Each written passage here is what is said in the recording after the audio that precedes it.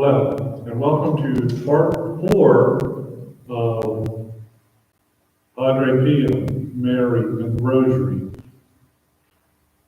from the National Center for Padre Pio, home of Padre Pio in the USA. We are located in Bartow, Pennsylvania, just north of Philadelphia, northwest Philadelphia, about an hour, about 11 miles north of Pottstown, Pennsylvania. As you have noticed through all our segments, there has been a candle burning right by Our Lady.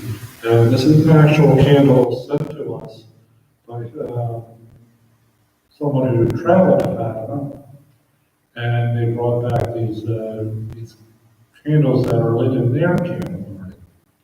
So for the month of May, I've had this candle lit during our various activities, whether we were blessed to have liturgy, our Feast of Our Lady of Fatima on the 13th, during our daily Rosary, as well as the Chaplet of Divine Mercy, to remind us that we are one universal Catholic Church as we pray, no matter where we are from. So today is part 4 that, in our segments, as you joined before, they're very short segments, but very powerful segments about Mary, Padre Pio, and the Rosary. For instance, in our last segment, we discussed how Padre Pio was known as the friar of the Rosary, and he would never be without a rosary. He was constantly praying the rosary as the beads glided through his thumb and finger. He would be able to have a conversation with you while continuing to pray the rosary. For Padre Pio, love for the Madonna meant perpetual imitation of her. If Jesus is the way and the light that leads to the Father, Mary is the way and the light which leads to Jesus. If Jesus is the way and the light that leads to the Father, Mary is the way and the light which leads to Jesus. Padre Pio had many devotions during his spiritual journey.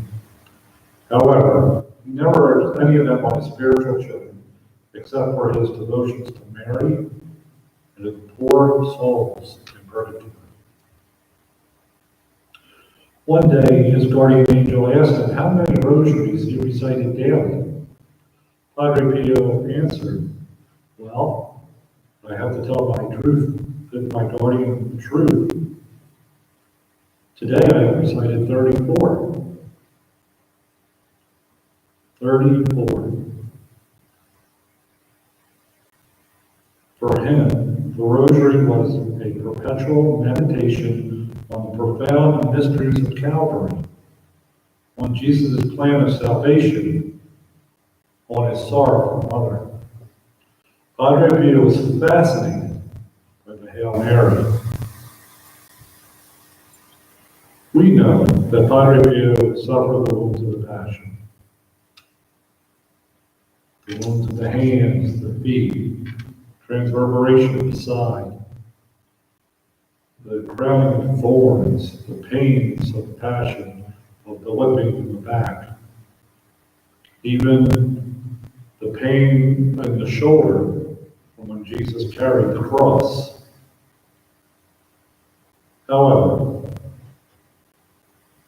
many do not know that Padre Pio, when he was very seriously ill, bedridden, Our Lady of Fatima visited him to cure him. This miraculous event happened in August 1959. That spring, the statue of Our Lady of Fatima had come from Portugal to make several stops around the provincial capitals. Every night on March 31st, he would utter a spiritual thought into a microphone, which was connected to the loudspeaker. Thus, he could be heard by all the faithful who were gathered in the church. On the evening of August 4th, he announced, "We have but a few hours for our mother's visit. Let us not be found empty-handed." On the evening of August 5th, he announced with a voice full of emotion, "In a few minutes, our mother will be in our home. Let us open our hearts." The pilgrim statue of Our Lady of Fatima in Portugal was scheduled to stop in the large city of Vioja. The monastery in San Giovanni was within the Vioja diocese. But Padre Pio was severely ill with pleurisy, unable to even celebrate Mass from May 5th, let alone go to Vioja. Here was at the beginning of August that Mary was to arrive, and Padre Pio being bedridden. Somehow the schedule got changed. The statue would not go to Vioja, but to San Giovanni Rotondo instead. Joy filled the air as people gathered by the monastery. With the help of a loudspeaker, Padre Pio was able to prepare them for their mother's arrival on August 5th. That morning, Padre Pio managed to get down to the church. Against the wishes of the doctors, he insisted in getting up. With permission from the superior, he managed to get before Our Lady statue, Our Lady.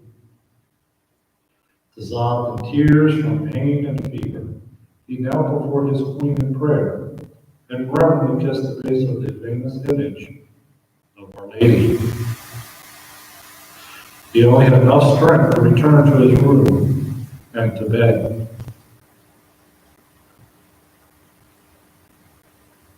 That was early in the morning, and when pilgrims of San Giovanni and those who had traveled to San Giovanni to venerate the Blessed Mother, Our Lady of Fatima statue, around 2:15, it was time for her to go on to the next province. So at that time, for traveling from place to place, the helicopter was used for the transportation from one city to another. It would just take hours upon hours to go from one town to another, and especially all over the country of Italy. So Our Lady of Fatima was again on the helicopter, ready to travel to the next stop. Taking off from the house of the relief of the suffering, the helicopter circled 3 times around the monastery before flying away. Afterwards, the pilot could never explain why that circling happened. For a moment then, Padre Pio watched the helicopter fly away, eyes filled with tears. To Our Lady in flight, Padre Pio lamented with confidence that was all his own. "My Lady, my mother, you came to Italy, and I got sick.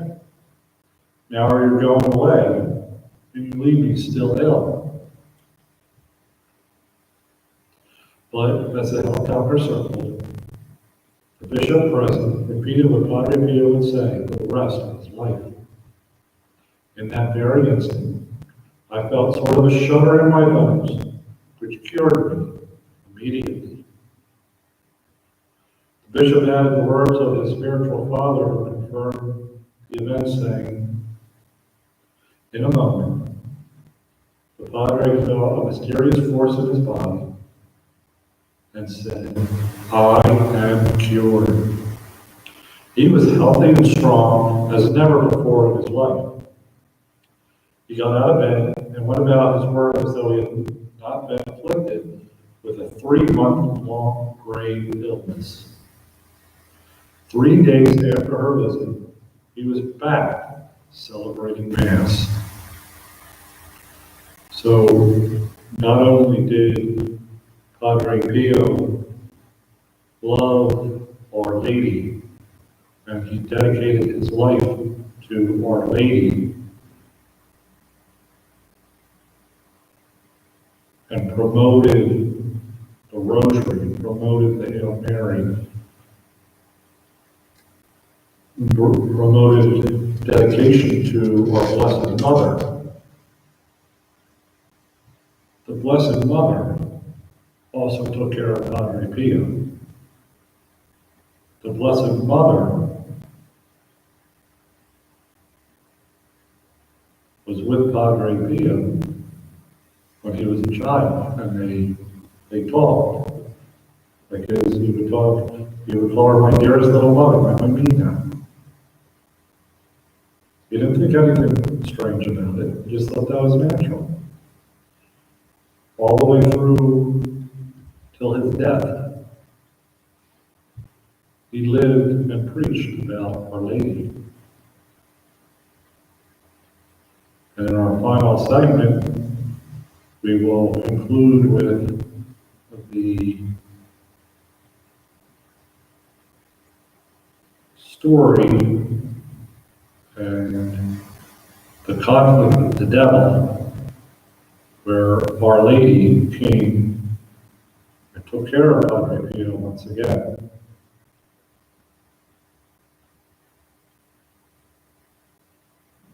So please join us in our next segment and conclusion of Mary, Padre Pio, Mary, and the Rosary. Our Lady, pray for us. St. Pio Pietrelcina, pray for us. May God bless you, and have a great day.